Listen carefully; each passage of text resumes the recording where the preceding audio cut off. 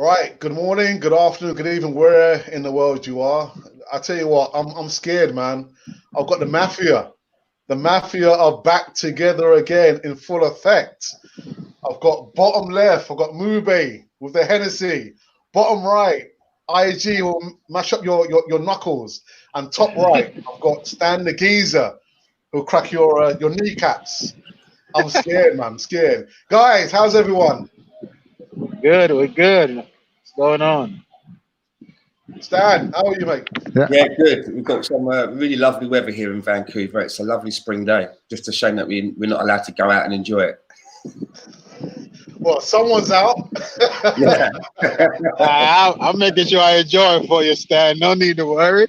It's a nice sunny day here. And people can see we're on the beach for a little bit before they lock us down. IG, how's it going, man? Well, avoiding human contact and a lot of OZIL content for now. So there you go. So listen, it's Friday. It can mean only one thing. It's the easy talk, but with the Mafia.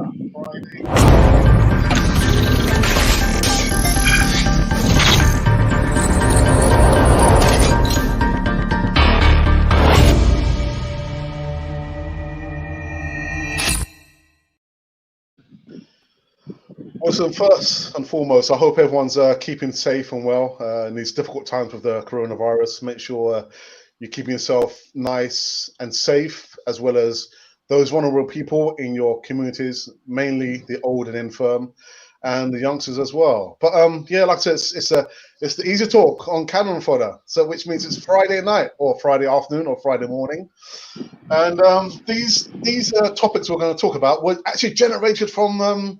Yeah, the guy's going to crack your knuckles. IG's in the house. So the first thing we want to talk about was player improvements since last winter. Which players we think or player has improved since last winter? I want to go to Mube. Well, look, as far as our squad goes, since they said last winter, so since we're talking about since Arteta coming, right?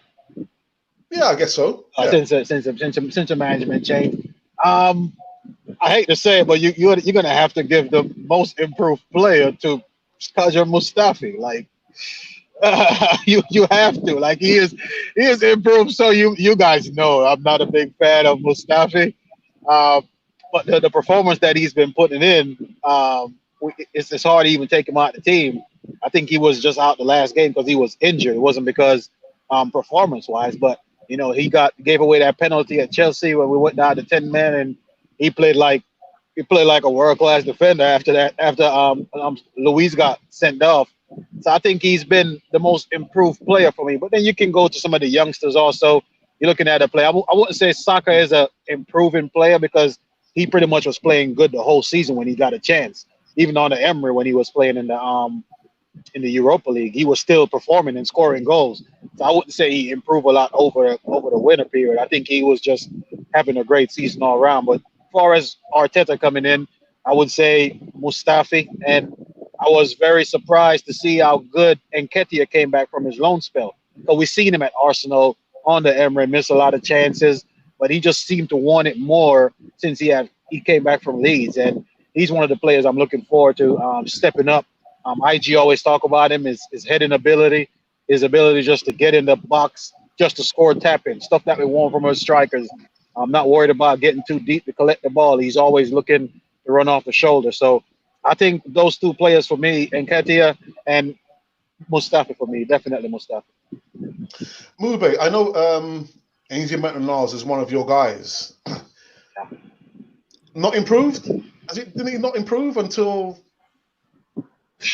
He's had a bad season. I can't even cover for him anymore. Like when Arteta first came in, the first two games I think he played, and he played well, and I have no idea what happened. But it's this problem that he has with, I guess he's probably the same thing he had with on the Emery. When he was playing with Emery, he was playing week in, week out, playing at right back when Bellerin was out. And because he wasn't performing well, he started complaining that, he's not a right back and stuff like that. That's something that you just don't do. And Emery still played him, but I think Arteta is putting it into him like, if you don't want to play there, you're going to play midfield. And I just don't see him getting in the midfield. That's the problem that I have Yeah. with him.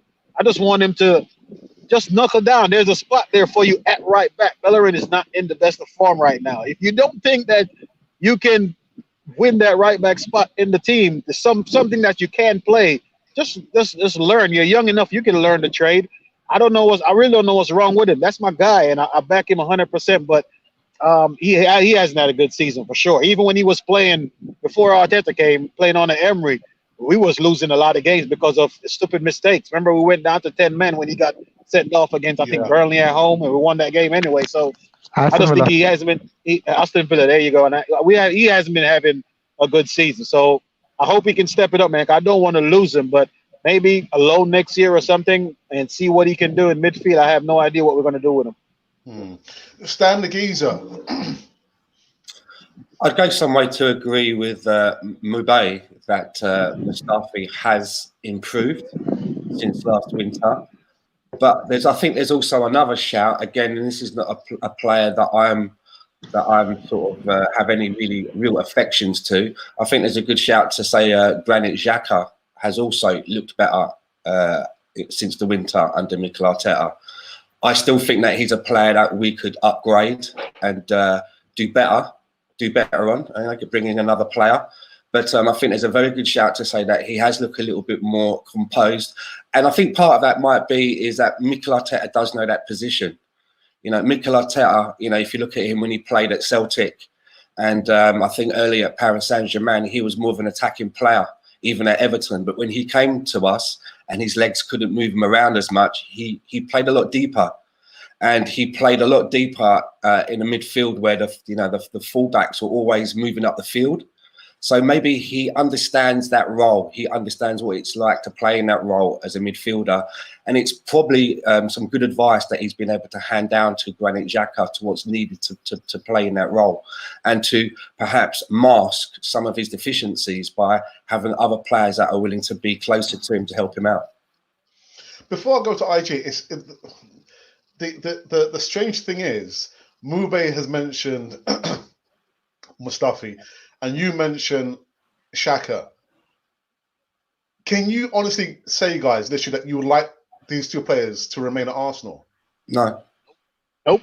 But I mean, we're using the word improvement, which means that someone's not been doing very well, and now they've improved. As I said about Xhaka, and definitely for Mustafi, I'd still like to see us upgrade, but they have improved. But there's, you know, when they're in the team, for me, and I see them in the lineup, especially together, and you put David Luiz in there as well, and sometimes Socrates, I'm always thinking, well, there's an accident going to happen somewhere within the 90 minutes.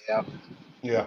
Maybe it's a good thing they're playing well. We can get a good fee for them in the end. Yeah. That's a good point. It's a good point. Nobody wants to buy broken goods, do they? So the good things that they're playing well, improve their stock value. IG.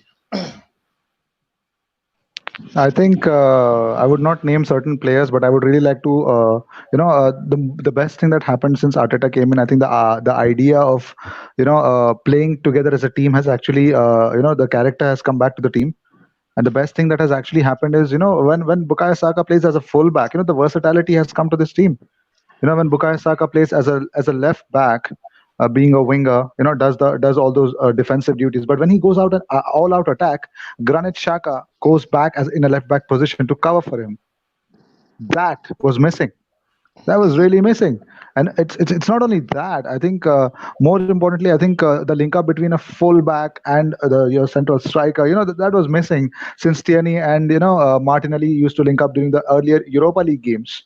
We did not have service on that left back position, but now we've got a winger who can actually show that versatility. And also there is an improvement in Nicola Pepe.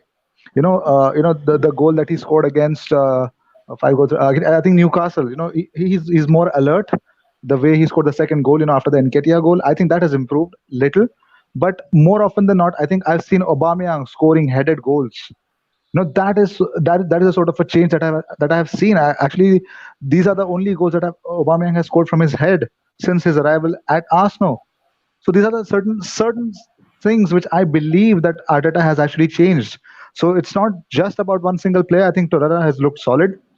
Granit Xhaka has been, much more solid in terms of, those through balls and passes, key passes, I would say, but not much of the defensive work, I think. But he played really well against Chelsea. When he became a makeshift centre back, that in that position, he was really good there as well. So I think, all in all, I think the whole team showed a great character, and I think the improvement has come overall to a lot of players, except for Lacazette. Can I just add to that the point that IG made about Aubameyang scoring with his head? And I don't think it's the case that Aubameyang doesn't like to or hasn't wanted to score with his head. I think it's that the way Mikel Arteta is now instructing the players, and some of the players that have been added, they're now whipping balls in. Aubameyang's getting that kind of service, and we saw Tierney doing it before he went out. He likes to whip a ball in. Pepe, he whipped that ball in, didn't he, to Aubameyang to score. So I'm enjoying seeing that we're using that part of our game, because before that, under Emery, and even before that, there been so many games like, can't nobody cross? And when somebody would attempt to cross, it would just go wayward. Yeah. This wasn't part of the topics, but we've been talking about players who have improved since the winter. Which players do you think have gone in the other direction? That's easy, ain't it? that's pretty easy. Lacazette, man. I don't know what's happened to him. I have no idea. It's just, that's my guy, man. That's one of my favorite players at Arsenal. But he's just the deadly player that we're used to seeing. We just ain't seen it anymore. I have no idea.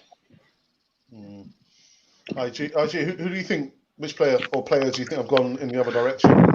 I think I would really like to. I completely agree with Mube. Lacazette has been so. I mean, he's a fan favorite. Everyone loves him. I love him too. But to see that kind of performance, too much wasteful. But more than that, I think I'm really disappointed with Joe Willock. He's turned out to be a nightmare. I mean, he scored a screamer against Liverpool, the game that we lost. I think what was it? A Carling Cup, right? Carabao Cup. That's where, right. where we actually, yes, we lost the 5-5 game, the fifth goal. It was a screamer. And I was expecting this guy definitely needs to, make it count whenever he gets even 10 minutes or 5 minutes. But he did not. I think he's so wasteful when he gets those 5-10 extra, odd minutes of game time. But he didn't take those chances. And I think he needs to work hard. But he's been really, really terrible for me. Yeah, for sure. That's true. That's true. Yeah. And he's been at Arsenal since he was at the age of 5. Yeah, a very long time at Arsenal. We love him. We all love him. We all want to see him come and take that midfield over. We want to see him, come in and start games. We was all expecting him to come in this season. We watched him in preseason. He came here to the U.S. and we watched him in preseason. He was scoring goals. Towards last season, he was playing a lot of games on the Emery, also playing in the Europa League and in the FA Cup, and he was making those driving runs. And he just haven't took his chances. I talk about this time and time again. We have players that are not performing in the midfield, but then you put these players in and they come in and they do the same thing. We just have to start getting rid of some of these players and get new blood in, because the young ones ain't stepping up. I'm hoping and praying that Smith Rowe can come back and bring that form that he's on now in the championship and give us something else in that midfield. But right now, all the players we have is just not doing it at the moment. So you would sell him or put him out on loan, Mube? I would put him on loan. I wouldn't sell him. I really don't like selling our young players too early. I don't like giving up on them, because we see how that happens before. I'm still pissed off about Gnabry. I am, and I just don't like giving up on him. Like, what are you going to get for him if you sell him now? He's not established first teamer. He's not a full international player or anything. So we're not going to get that much money for him regardless if we sell him. So why not, God? He just signed a contract too. Don't forget, he signed a contract before Emery left. So we have him on a long contract. I would definitely swap places with him and Smith Rowe, send him to where he's at, and go from there. But he definitely need to play more so he can be more decisive, because he's just going backwards, like IG say, for sure. Yeah. Listen, then we're just passing by now, watching now or at a later stage. I've got the Mafia squad back together again. You should be very, very scared. Subscribe, like, and share to Kind of 14 on all platforms. There's been some more talk about our talisman, our captain in this week, about him probably being sold to Barcelona, Aubameyang. This talk about Aubameyang just won't go away, Stan. It won't go away. Well, it's always the same when you've got a player who scores a lot of goals, and they have, and everybody knows that there's a contract that has yet to be signed. Then you're going to get stories. For me, you want to know whether I'm in the camp of, let's sell him for somewhere between 60 to 80 million, or should we hold on to him? He brings goals to the team. And I think that, if we can keep him, and obviously he has to want to stay, but I would go all out to keep him, give him maybe a little bit more of a pay increase, but you could also heavily incentivize a contract, which I like the sound of, like players earn their salary, so you could heavily incentivize it. But you're always going to get stories, circling when you've got someone like Aubameyang who hasn't signed a contract. Do I think he's going to stay at Arsenal? I don't think so. Likewise, I agree. I think the writing's on the wall, IG. I don't think Aubameyang is going to stay. I mean, if Barcelona come calling or Madrid, I think he'll be off. Double quick time. Well, I think the last I actually heard, I think he once said to his dad that he always wanted to play for Real Madrid when actually Borussia Dortmund came calling for him. But that never happened for him. That is his dream. I know that if I remember, he said it once in an interview. But I think when a player wants to leave, what they do, they really go on to some publications and they try to praise a team. They try to say things like, I always wanted to be in this club from my childhood, like Barcelona or something.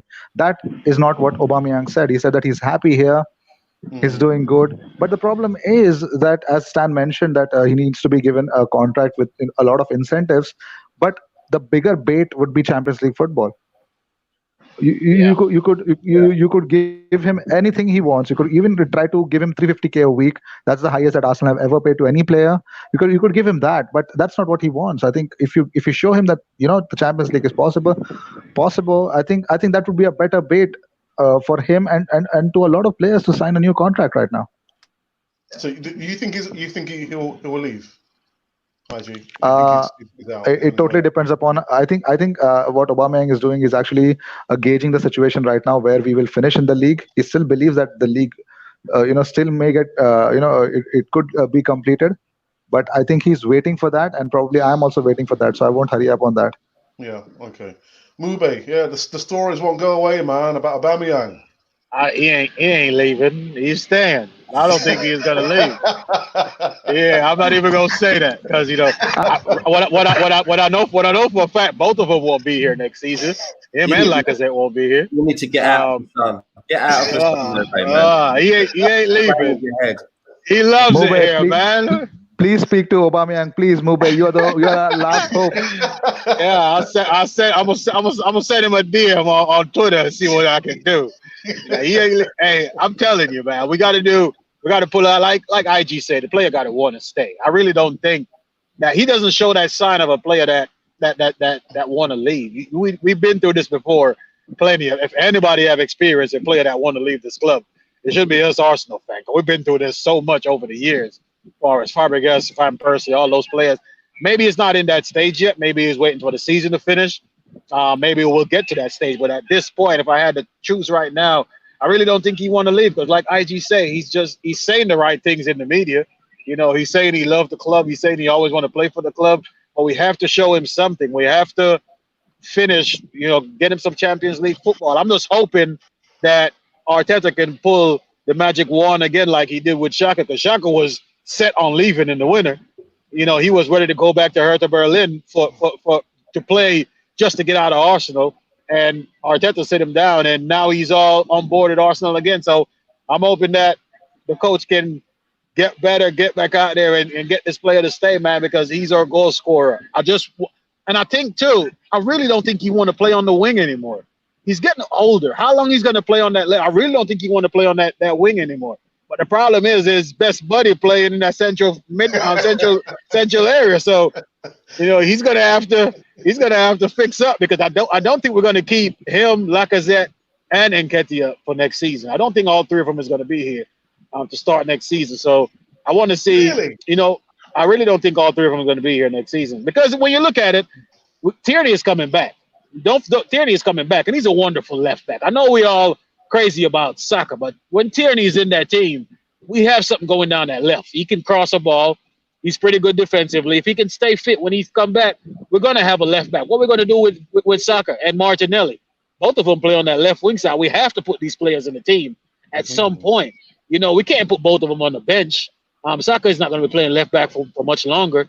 I want to see Aubameyang get back in the middle, man. We need him. Look at the game that we played, the Europa League game that we played at home. Soon as he went in the middle of the field, we scored. Like we need to score for 10 minutes, and he went where he's supposed to play, and he got on the end of a chance. He's a great striker, playing in the middle of the field.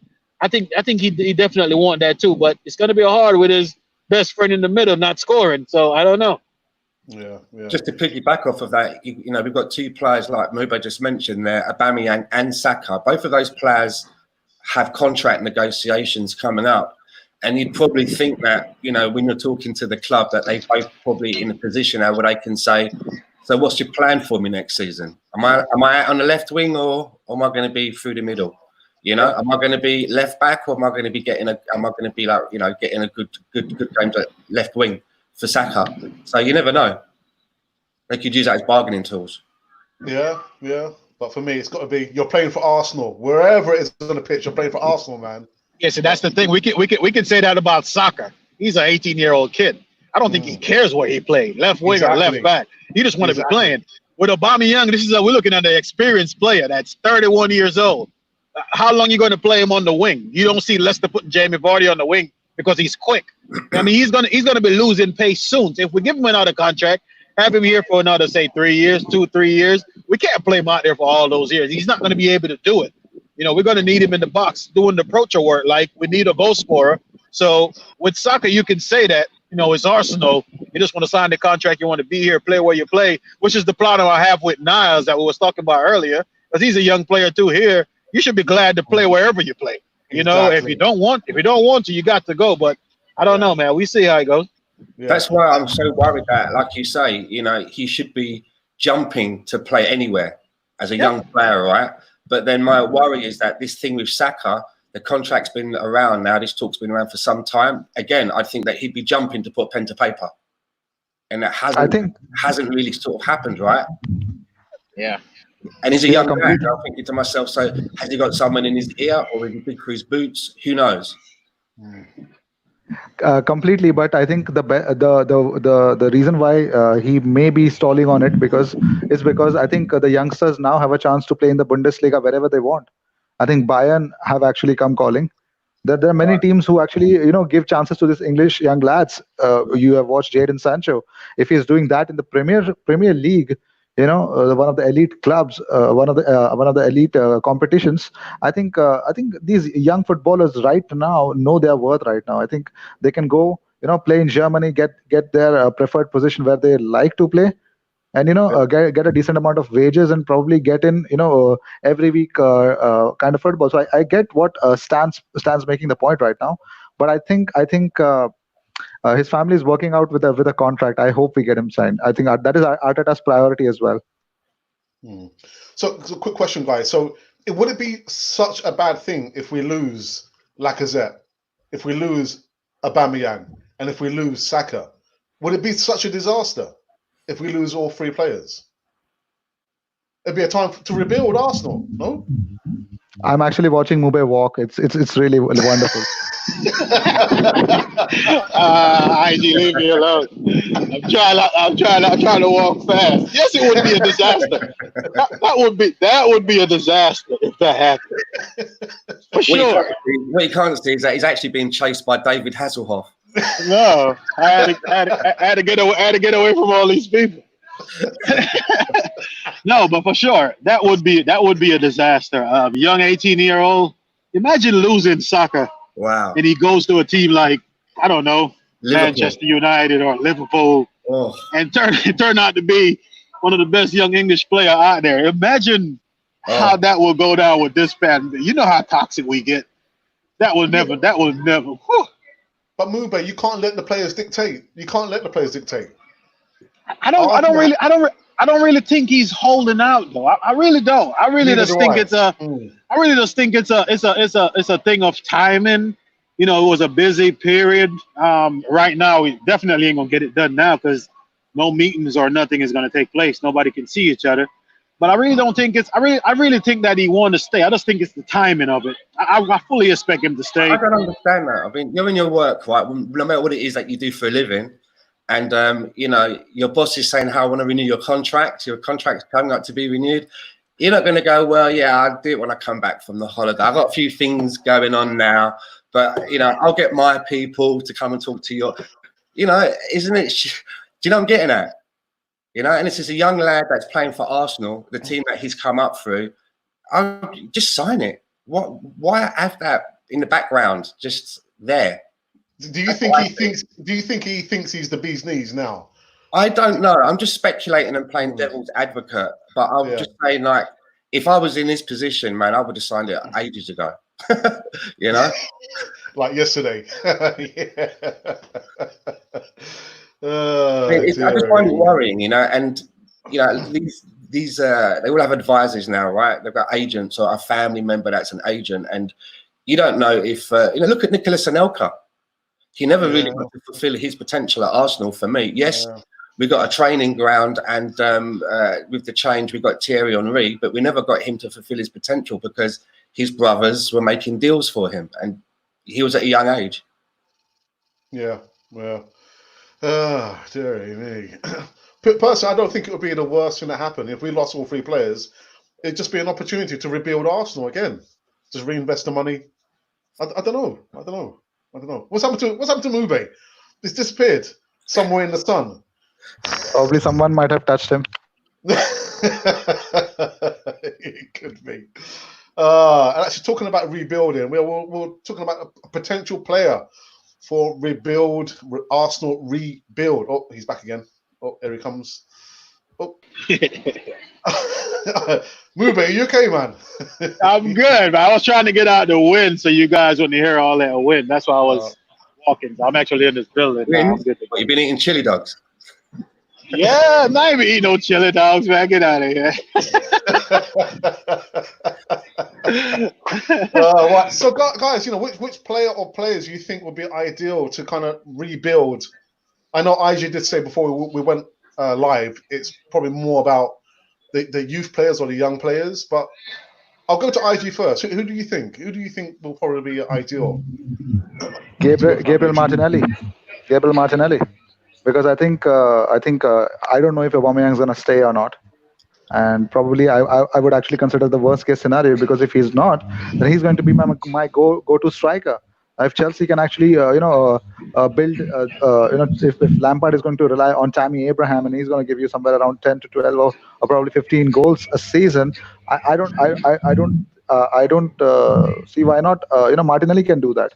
I think if he gets a straight away season along with him and Nketiah to fight for the central striker role, I think they could do wonders. And Martinelli is good in air. He knows, there's something about him that he gets gets into the right positions for a striker. And I think he can do it. I think Gabriel Martinelli is probably my best choice on whom Arsenal can actually build on for the next four seasons. Stan, who do you think? Which player do you think Arsenal could build around? Well, when you sent this to me, originally I thought it was, which players do you want to bring in? That's what I thought. For a rebuild. So I had this whole thing laid out about Donny van der Beek. I had his stats. I had it all ready. But we're not doing that, are we? Save that for another time, Professor Stan. I'm just in that for another time, as Mobo said. But I think obviously Martinelli is a good choice, as is Saka. We just spent a lot of time talking about Saka. But another player that I do really like, and I knew a little bit about him before he came to Arsenal, is Kieran Tierney. The pub where I go to watch the Arsenal games is also shared with Celtic. And the Celtic guys that go in there, it's like a group of old boys. And I talk to them quite a lot. And I knew about Kieran Tierney before that anyway. And, I've heard a lot of good things about him. And when I've seen him be, when I've seen him in interviews, he's a very, very good speaker as well. He sounds very, very mature for his years. And I think that in time, I'd like to see him become a captain. I think he's got the qualities to be a captain. I mean, you see him on the training pitch, right? I mean, it could be blizzards, gale force. The man's out there in short sleeves, man, and his shorts all rolled up. That's just. I don't know what. I think that boy, something wrong with him. Something's wrong with him. That's a boy. Crazy. You do know that strong lad actually underwent 3 dislocations in 10 minutes. That's a young man that's been brought up on porridge. Yeah, in Scotland. And oats. Yeah. Mube, who do you think Arsenal should kind of build around? Well, we had this conversation the other day, and I was telling you guys what was going on about Martinelli. But I'm going to pick a player that's not really popular, and that's our goalkeeper, Leno. I think we have to keep Leno here, man. I'm telling you, this guy, he has made some mistakes. Don't get it wrong, but I mean, every goalkeeper make mistakes. You're going to get those every now and again. But I think he has stepped up so much this season, and the saves that he's making, the amount of points that he's saving us, we cannot lose this player. I think he's just as important as keeping Aubameyang. We have to get a spine in this team. I think the midfield piece of that spine is what's missing, and a central defender. Hopefully Saliba can come in and fix that up. Hopefully we can get another defender. But I really think that we need to get our goalkeeper. He's a very important player for us. And I think we can build around him, get that defense fixed up, get a central defender in, and get a proper midfielder. Somebody like, I thought when you give me this question too, the same thing with Stan, I thought that what it was, somebody that was coming in. I was going to talk about Partey coming in from Atletico Madrid, but someone like that in the midfield just to shore it up. But I think Leno, for me, definitely a very important player. Mm-hmm. So Stan, you rate Van der Beek. You would like him to be at Arsenal? I do. Yeah, I do. And I just think that we're missing someone in the midfield that does a little bit like what Aaron Ramsey used to do. And for me, Donny van der Beek, he's got everything: goals, assists, and he passes the ball. He doesn't hold on to the ball for too long. Yeah. And he's young as well. He's 22 years old. And I'm not going to. He's a very good player. I'm not going to go. I mean, I do have his stats here, and you can always see that the stats, they're improving. Year upon year, he's getting a little bit more. He's getting a little bit more better. There's more stats, more assists, more goals. And his goal ratio is always around sort of like between 7 to 11 goals. 7 being the worst one, but 9, 10, 11s, and then high assist rates. I just really like the guy, but he's not going to come cheap. And the thing is, that's the thing. That's the thing. Not going to come cheap. And the thing is, a lot of people talk about Partey. He's a player that I don't really know that much about. I've not watched him play, but I hear a lot of people talking about him. And my worry is that even though you've got a player like Thomas Partey, and people say, well, he's got a buyout clause, let's just go and get him. The players have to want to come, and Arsenal has to be an attractive prospect. And if you've got someone like Donny van der Beek, who's done very well in the Champions League now with Ajax and is getting noticed, you've got teams that are going to be sniffing around. And even though we may be able to come up with the funds, are we going to be that attraction if we're not going to get into the Champions League or even the Europa League? So I do worry about the kind of players that we're going to bring in. For that one reason, is Arsenal still a big attractive proposition? Well, if I could just quickly come on to that, because I think the two teams, it actually quite baffles me. 2 teams in Europe, I actually love their recruitment. One is Atletico Madrid, second one is Liverpool, because these 2 teams have been really smart about it. Because Atletico Madrid, since Simeone has taken over, they have been the stingiest in giving away goals. They always go for the best defenders. They always have the best midfielders. They've always suffered because they did not have a good striker, because they actually go, in terms of counter-attacking football, when they sit back, and when they get their chance, they just take it with one through ball, and they've not been lucky with João Felix. So I think with that being said, I think Partey is an unbelievable, he's the best piece that they've got in that midfield. In terms of the way the tackles are made, but I think if new talents and who could have come to Arsenal for a very cheap amount, I think last summer transfer window we missed Christopher Nkunku, and this January we missed Dani Olmo. I think both of them went to Leipzig. and they have been killing it. I think Olmo didn't get much chances, but Nkunku has been superb. Set pieces, setting up goals. He's been unbelievable for them, and he came out for what, 12 or 13 million pounds. He's been unbelievable for them. That's the thing that frustrates me the most with our club. We see these players that will obviously improve our squad, and we never go for them while they're at smaller clubs, and then they move to these big clubs, and now the price is triple. You look at a player like the player that Chelsea is getting from Ajax. What his name is, Ziyech or whatever his name is. That is a player that wanted to come to Arsenal. Yeah. And he would bring something to us that we don't have right now. A drive from midfield, goals, assists. He's a good player, young player. He wants to come to Arsenal. He talked time and time again over the last year how much he loved Arsenal, how much he idolized a certain player that we're not going to talk about on the show. But players like that we can get, but we don't. We wait until these players move, and now Chelsea is going to get him.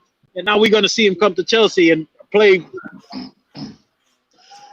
Sometimes I feel it's almost like the club wants to spite us as fans. Like when you see a team lineup, for example, and everyone you're sat with in the pub is like, why is that player X on the bench? Everyone knows that player X should be in the starting lineup. But what I mean by that, it's almost like like when a film's coming out and they're like, there's going to be a new Batman film. We don't know who's going to play Batman, and everybody knows it should be this actor. Everyone says, this is the guy. He would nail it. And then the studio come out and they go like, no, it's going to be this guy. Sometimes I feel like Arsenal's a little bit like that. Everybody knows that we should be going after Upam and Carmo. Everyone. And what happens? We get David Luiz. Excuse me, I have a knock at the door. Yeah, no worries. No worries. But IG, I'm surprised that none of you guys actually mentioned Grealish. Why haven't you guys didn't mention Grealish? Because we've spoken about him in previous weeks. He's well, I didn't. So go on, IG. We've not even mentioned Madison, but we know what crazy amount of money that they'll come for. Madison would somewhere cost around 70-80 million. Jack Grealish would cost us a fortune, and he's going to come at somewhere around 50-60 million. And if the league, if they get relegated, probably much cheaper, 25 to 30 million.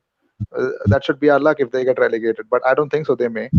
But come what may, I think it's really great to get a guy like Grealish as well. But I think I was actually considering much more of a cheaper option. Okay. I think we've probably lost Mube. I think he's out sunning it on the beach somewhere with his Hennessy. I guess. Say again. He's probably blown away, I guess, with the air. Yeah, I think so. With the canopy. I reckon he's found a young lady to rub some oil into him. well, then he can't betray the mafia for a lady, or can he? He can. Listen, mafias can do whatever they want to do, man. Listen, I'm not one to argue. I don't have anything else to talk about. Do we still think, depending how all this is played out with the coronavirus and the league being suspended until the 30th of April, do you guys still honestly think that top four is still within reach? I know, IG, you said there is a possibility, the probability. Is it still within reach? I think. Sorry. Oh, Stan, please go on. Okay, what you mean? If we have this big gap and then the season restarts? Yeah. Well, I was asked this yesterday, and how about that? This time could actually could be a benefit for us and detriment to other teams. What I mean by that is teams like Wolves and Sheffield United, who had some great momentum in the league. Maybe this is the worst thing that could happen to them, having to stop in their tracks. And now that they've got their players kind of hanging around and doing little bits of training, when we go back, it may be like a mini pre-season, and they have to find their steam again. Whereas for Arsenal, it could play well for us in the way that, as players are coming out of self-isolation, and I hear that there is activity happening on a training ground. Yeah. this could kind of be like a little mini pre-season for Mikel Arteta now to work on certain patterns of play or work on certain individuals in areas where he wants them to improve. And we could maybe come back hitting the ground running with a bit of form, whereas other teams that are ahead of us could have lost a bit of form. You never know, right? You never know. Yeah, but Stan, what about our rivals down the road? It's a perfect time for Kane and Son to come back. Yes, it's perfect. It's perfect for them. Yes, but they still have Jose Mourinho pressing that red button. You know. Oh yeah, I forgot. You always press the destroy button, won't he? Listen, I'm not arguing, but I'm not sure why did Tottenham go for Mourinho. We know after maybe 2 seasons he pressed the self-destruct button. He starts criticizing the players in the media. Mourinho, man, God, dearie me. I think it was a case of them, investing heavily in this huge stadium, and then wanting to say, well, look, we have now brought in a manager that has won, the biggest trophies. That's what I think their thinking was. Did you know what I mean? Where they were trying to, the part about him burning every team to the ground before he leaves, they kind of like swept that bit under the carpet. But I think it was maybe a show of intent, maybe to bring in sponsors. We have the big stadium, we have a manager that's won the pots. I don't know. Well, again, I'm not complaining because they're going nowhere very, very quickly. But fan base really wanted to bring him in today. Wow, we certainly wanted it there. IG. I think they might have brought in Mourinho just to mock us. One of the biggest reasons, because we know that he doesn't belong at Arsenal. We despise him. And most importantly, not only that, I think when you talk about the other teams, so you see, I admire what Sheffield United have done. They've been unbelievable. Even in the transfer window, the players that they've got, they've been unbelievable, and I love them. Especially Wolves as well. They've been doing superb in the Europa League. I respect them, but I'm sorry, I'm not here to think about them. I'm here to think about Arsenal. I'm just going to talk about us. And the best part that for us it would be is that we never had a proper attack from the left side for this whole season. Our major right back was injured, is still injured, has got more injuries now. So we've not got service from the right side as well. So I think by March end we are expecting Kolasinac to come back. Tierney to come back to full. We were expecting Tierney to come back to full training. We were expecting Cedric Soares to come back to full training. So we are getting our strength back. So why not? Why not? I think if Arteta has options in those major defensive positions, then why not? Why can't we expect something better from Arsenal? Okay, I take your point. It should be about Arsenal and nobody else. I feel like I've just been told off by one third of the Mafia. I need to be careful now. Dearie me. Well, listen, there's no sign of a movie. I think he's probably been accosted by a young lady on the beach, and I don't think he's coming back anytime soon. Guys, I'm going to wrap up this segment of the Easytalk. But before I do, I want to say a big thank you to Stan the Man, who has been doing the rounds. You was on also Fan Circle last night? I was, and the night before that, I was on from here to Dull Square. So a hat trick this week. There you go. Ah, there it is. Stan the Geezer. And IG, welcome back to Cannon Fodder TV. Always a pleasure. Always a pleasure to be here. There you go. So like I said, it's Friday, which must mean only one thing. It was the Easytalk Bitesize with the Mafia. Yeah, we just lost 1/3. He's out on the beach with a bottle of Hennessy on. I think maybe with a young lady. But listen, I'm not going to mess with the Mafia. Say again. The heaviest 1/3. Well, listen, if you're wondering who or what you've been watching Cannon Fodder, the channel for Arsenal fans all over this world. And the Mafia and I are out.